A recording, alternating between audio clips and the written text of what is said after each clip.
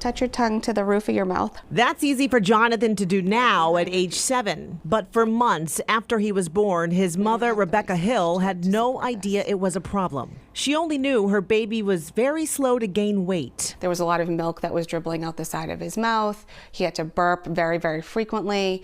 And then after every feeding, he would regurgitate most of what he took in. The pediatrician suggested trying different bottles and then a medication for acid reflux, but nothing helped. He was miserable. We were miserable. He cried all the time. Rebecca booked an appointment with a specialist. Her baby was now 4 months old. And they put him on a very special, very expensive infant formula. The new strategy had the same result, but this time Rebecca told the specialist she was really struggling too. And he said, well, he'll grow out of it by the time he's age 1. And I said, that's another 8 months, and we can't live like this for another 8 months. Frustrated, Rebecca started her own search to help Jonathan. Go Bears. A nurse by profession, she had a good idea where to look. Time and time again, I was seeing tongue tie. And I said, well, that's so interesting because I had one when I was born. Tongue tie is more than just a figure of speech. It's a condition at birth that restricts the tongue from moving around. And in some cases, it may be hereditary. So under there. You can see here the excess tissue under the tongue. It's called the frenulum.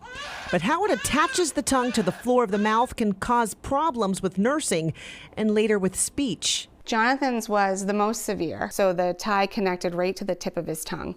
So he really had no elevation of his tongue at all. Health experts don't know how common tongue tie is, but there's some evidence it affects as many as 10% of newborns. Unlike Jonathan, many may have no symptoms, but for babies who do, there's a simple fix. Asking a pediatric dentist to cut the tissue with a laser.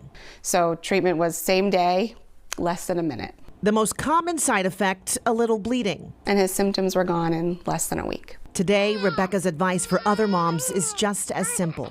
Baby's not able to get in enough milk either from the breast or the bottle. Let's look in the mouth. Is there something within the mouth that's causing a problem? Before we jump to special expensive formulas or prescribing, potentially risky GI medications.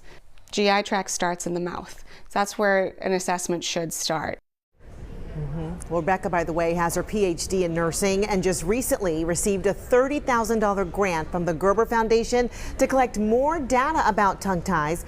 To learn how new parents can help, you can log on to our website, WCVB.com. Ben and Erica. You know who was tongue-tied as a child, Jessica? Who? Yours truly. Really? I had that surgery when I was 4 years old. Well, how about that? And listen to this speech today, Jessica. I know. Perfect. Pristine.